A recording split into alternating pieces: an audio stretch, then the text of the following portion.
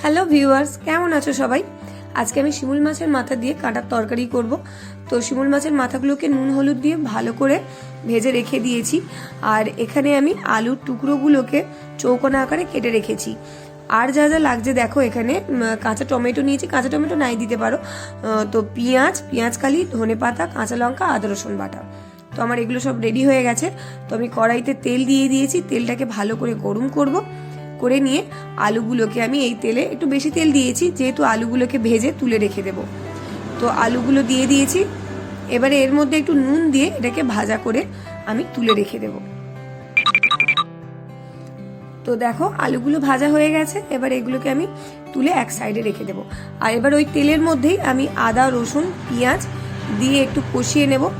ভালো করে একটু কষিয়ে নিয়ে এর মধ্যে আমি নুন হলুদ পরিমাণ মতো দিয়ে দেবো। তোমাদের যতটা যা পরিমাণ করবে তার মধ্যেই তেমন অনুযায়ী নুন হলুদ দেবে।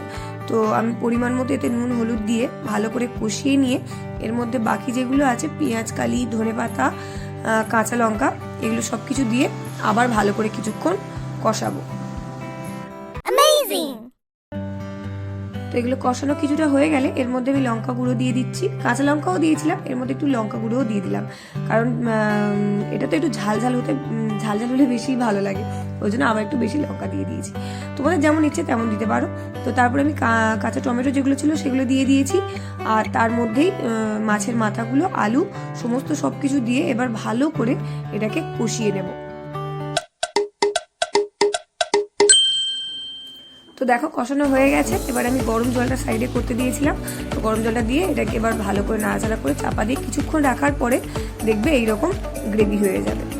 তো দেখো আমার এখন পুরোপুরি কমপ্লিট হয়ে গেছে। গ্যাসের নবটা অফ করে দেব, দিয়ে এটাকে এবার আমি রেখে দেবো।